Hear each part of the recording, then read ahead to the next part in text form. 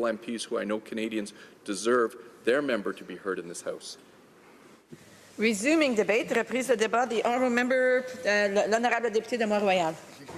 Merci Madame la Présidente et c'est un honneur de participer dans le débat aujourd'hui sur une question si fondamentale. I'd like to start by acknowledging the incredible hard work and the nonpartisan spirit of all of the members of the committee, the Standing Committee on Justice and Human Rights.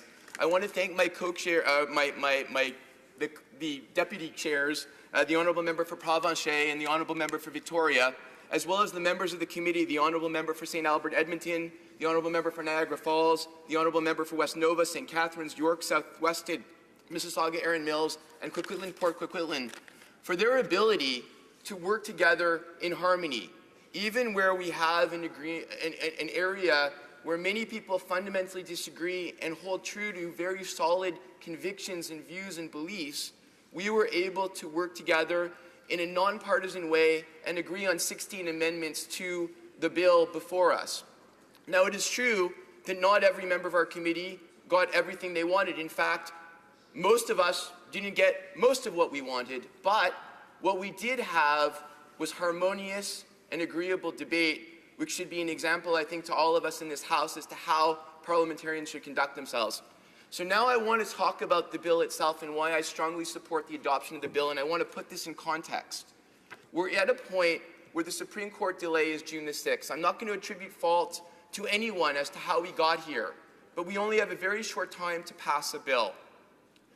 Where the Honourable Member previously asked, well, why don't we just go to the court and get another delay? The court made it very clear when we got our last 4-month delay of their original deadline that they expected us to move forward and adopt legislation by June the 6th. Now, it doesn't mean that we couldn't go back and ask again, but all of us should know that where the court ever grants a delay a second time, which is extremely unusual, it relates to an absolute inability of Parliament to get a law through. So I would ask everyone to consider what situation will we be in if we have no law on June the 6th. We will have no safeguards in place. The current court decision that requires judicial review of an application for medically assisted dying will expire on June the 6th. This will mean that there will be no waiting period that is required. There will be no requirement for independent witnesses to somebody requesting medically assisted death. There will be no requirement of a second opinion by a physician or nurse practitioner that somebody meets the qualification of grievous and irremediable illness. And I would ask all of my colleagues on that side of the House, certainly within the Conservative Party, to consider what situation we're going to be in if we have no bill.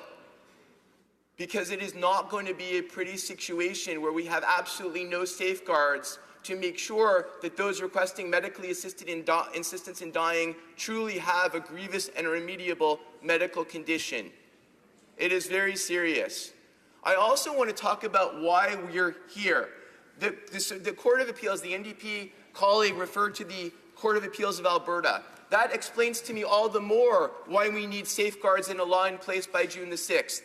We had a decision where a psychological patient who was not terminally ill, who had a short consultation with a psychiatrist lasting less than 5 minutes to evaluate her competence, was able to request medical assistance in dying and have it affirmed by the Court of Appeal. It is not true to say, as my colleague did, that they said the law was invalid. They weren't looking at the current proposed law. They were looking and trying to interpret the Carter decision by the Supreme Court, the same way that we all are.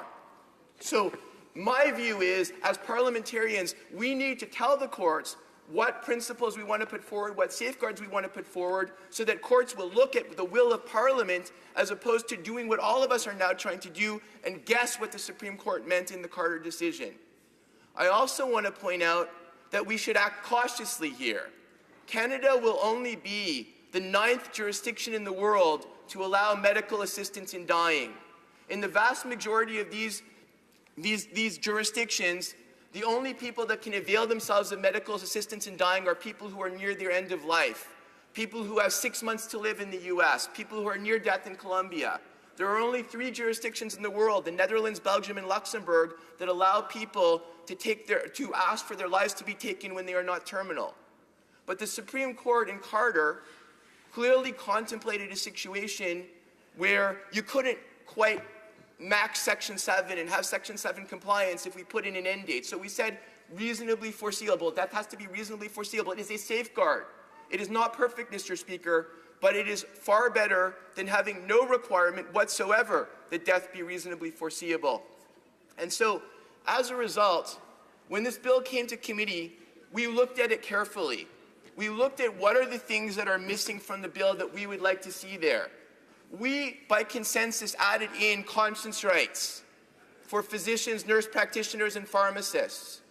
We stated that under the Act, nobody was obliged to perform physician assistance in dying, and in the preamble, we referred back to Sections 2 of the Charter of Rights and Freedoms, which guarantees freedoms of religion and freedoms of conscience, to make it very clear that we did not intend for anyone to be coerced into doing this. We also added palliative care into the bill, which I thought was very important and I referred to in my previous question. We also inserted protections for people who might also be associated with the Act, social workers, therapists. We required that death certificates include medical assistance in dying as being one of the reason for death, as well as the primary cause of the disease that led there. And, Mr. Speaker, I think again, while nobody got exactly what they wanted here, we have a far better solution than what we otherwise might have in this situation, where we have no legislation and no guidance to the courts on what Parliament truly wanted.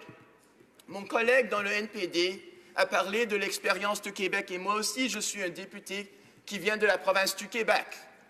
Mais l'expérience québécoise est complètement différente de ce que nous faisons face comme législateur fédéral. La province du Québec a pris 6 ans, c'est vrai, de développer un consensus médical. Mais nous ne sommes pas dans la même situation parce que nous avons une décision du Cour suprême du Canada qui dit à nous qu'il y a un certain pourcentage des personnes qui ont un droit constitutionnel de ne pas être interférées avec le suicide s'ils sont dans un certain état physique. Et là, le gouvernement fédéral sera irresponsable si nous n'agissons pas avant le délai qui nous était donné par le Cour suprême du Canada. So we don't have 6 years to craft this consensus. I wish, to be honest, Madam Speaker, that we had had more time at the Standing Committee of Justice and Human Rights. We tried our best. We listened to over 40 witnesses who told us many different things because there's so many different views in Canadian society on this bill. We spent many hours going clause by clause through the bill. Over 20, we had over 100 amendments that we considered. We had 3 full days and nights of meetings. But had we had more time to work together as colleagues in 3 parties to draft together like we were trying to do on the fly, possibly we would have done better.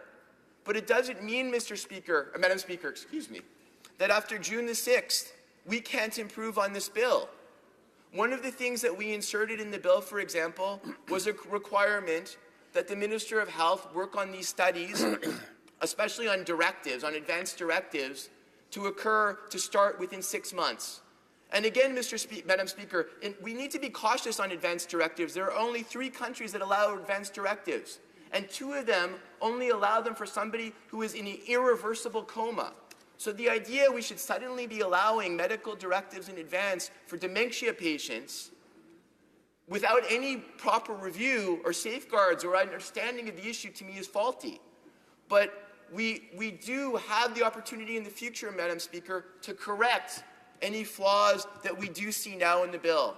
So, Madam Speaker, I'm going to use my last 30 seconds here to try to prevail upon my colleagues in this House, many of whom possibly wish that the Supreme Court had never rendered the Carter decision, leaving this House with more latitude. But we are where we are. There is going to be medically assisted dying in Canada after June the 6th. The only question is, will it be with no safeguards, with doctors and nurse practitioners trying to interpret Carter, or will it be with clear safeguards that we have in C-14? For me, The clear safeguards in C-14 are the far better choice. Thank you, Madam Speaker. Questions and comments, questions et commentaires. The honourable member for